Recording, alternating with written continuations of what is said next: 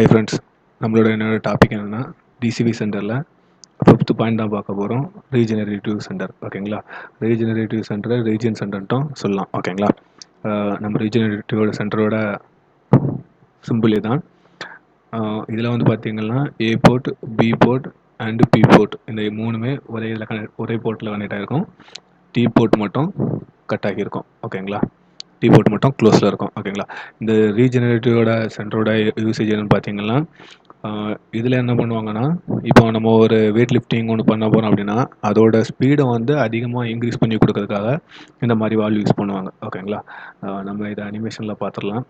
இதுதான் நான் போட்டு வச்சுருக்க டயக்ராம். ஓகேங்களா. இதில் வந்து நான் ஃப்ளோட் சென்டர் யூஸ் பண்ணியிருக்கேன். அதே மாதிரி ரீஜன் சென்டர் வந்து எனக்கு அப் பண்ணுற இடத்துல மட்டும் நான் ஸ்பீட் அதிகமாக இருக்கணும் அப்படின்னு சொல்லியிருக்காங்க. நான் இந்த இடத்துல ரீஜன் சென்டர் கொடுத்துருக்கேன். ஓகேங்களா. இப்போது நான் அனிமேஷனை ஸ்டார்ட் பண்ணிடுறேன்.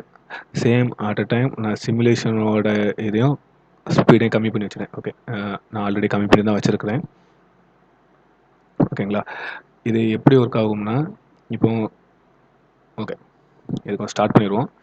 இப்போ நான் ஸ்டார்ட் பண்ணோம்னா என்ன பண்ணால் பி போர்ட்டில் இருக்க ஆயில் வந்து ஏ போர்ட் அண்ட் பி போர்ட் இந்த 2 போர்ட் வழியாட்டுமே ஆயிலுங்க மேலே போகும். ஓகேங்களா.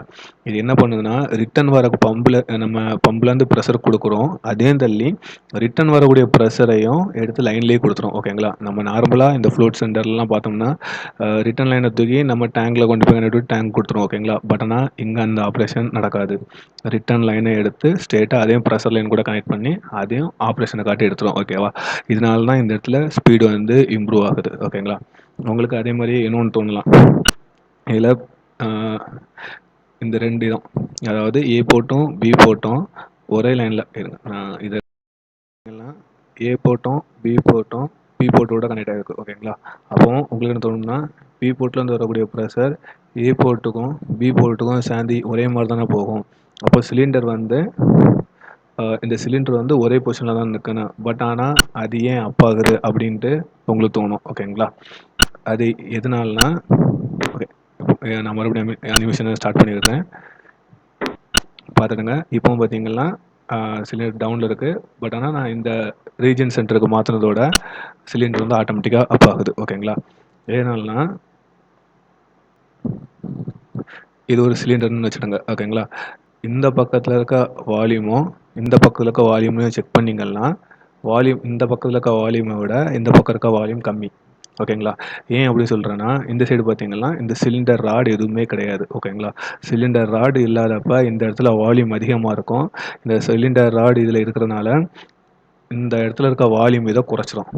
ஓகேங்களா. அப்போ என்ன ஆகும்னா 2 பக்கமும் ஈவனாக ப்ரெஷர் வந்து பேலன்ஸ் ஆக ட்ரை பண்ணும். ஓகேங்களா. ஈவனாக ப்ரெஷர் பேலன்ஸ் ஆக ட்ரை பண்ணும்போது சிலிண்டர் இந்த பக்கத்தில் பேலன்ஸ் ஆக ட்ரை பண்ண போது சிலிண்டர் கொஞ்சம் கொஞ்சமாக மேலே அப் ஆக தொடங்கும். ஓகேங்களா. இந்த ப்ராசஸ் தான் இதில் கன்டினியூஸாக நடக்குது. ஓகேங்களா. மறுபடியும் சொல்கிறேன் கேட்டுடுங்க. இப்போ சிலிண்டர் ஆல்ரெடி டவுனில் இருக்குது. ஓகேங்களா.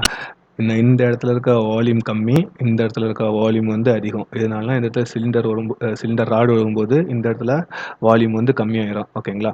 அப்போ நான் ரீஜன் சென்டர் வச்சு ப்ரெஷர் கொடுத்தோம்னா போத் சைடும் ப்ரெஷரை வந்து மெயின்டைன் பண்ண ட்ரை பண்ணோம். ஓகேங்களா. இந்த பக்கத்தில் இருக்க வால்யூமும் இந்த பக்கத்தில் இருக்க வால்யூமையும் செக் பண்ணிங்கன்னா வால்யூம் இந்த பக்கத்தில் இருக்க வால்யூமை விட இந்த பக்கம் இருக்க வால்யூம் கம்மி. ஓகேங்களா. ஏன் அப்படி சொல்கிறேன்னா, இந்த சைடு பார்த்தீங்கன்னா இந்த சிலிண்டர் ராடு எதுவுமே கிடையாது. ஓகேங்களா. சிலிண்டர் ராடு இல்லாதப்ப இந்த இடத்துல வால்யூம் அதிகமாக இருக்கும். இந்த சிலிண்டர் ராடு இதில் இருக்கிறதுனால இந்த இடத்துல இருக்க வால்யூம் இதை குறைச்சிரும். ஓகேங்களா. அப்போ என்ன ஆகும்னா 2 பக்கமும் ஈவனாக ப்ரெஷர் வந்து பேலன்ஸ் ஆக ட்ரை பண்ணும். ஓகேங்களா. ஈவனாக ப்ரெஷர் பேலன்ஸ் ஆக ட்ரை பண்ணும்போது சிலிண்டர் இந்த பக்கத்தில் பேலன்ஸ் ஆக ட்ரை பண்ண போது சிலிண்டர் கொஞ்சம் கொஞ்சமாக மேலே அப் ஆக தொடங்கும். ஓகேங்களா. இந்த ப்ராசஸ் தான் இதில் கன்டினியூஸாக நடக்குது. ஓகேங்களா.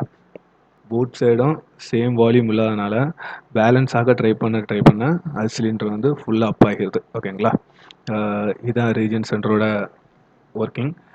அதே மாதிரி இந்த வீடியோ பார்த்தீங்கன்னா மேக்ஸிமம் உள்ள எல்லா வீடியோலையும் ஒவ்வொரு வால்வோட அட்வான்டேஜ் இது எல்லாமே தனித்தனியாக சொல்லியிருப்பேன். ஓகேங்களா. பட் ஆனால் அதை பார்த்துக்கிட்டு நான் இந்த ஆப்ரேஷனுக்கு இந்த வால்வ் யூஸ் பண்ணலாமா அப்படின்னு சொல்லி நிறைய கமெண்ட்லாம் வந்துருந்துச்சு. பட் ஆனால் நான் சொல்கிறது ஜஸ்ட் அதோட ஒர்க்கிங் பர்பஸ் தான். நம்ம இப்போ ஒரு மாடல் மிஷின் வாங்கியிருக்கோம்னா அதோட டிசைன் பர்பஸை பொறுத்து மாறும். ஓகேங்களா.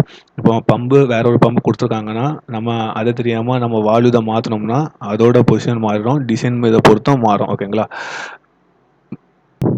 ஒவ்வொரு ஆப்ரேஷனுக்கும் பொறுத்து ஆப்ரேஷன் பொறுத்து வால்வு மாறும். அதே மாதிரி பம்பு டிசைனை பொறுத்தும் வால்வு மாறும்.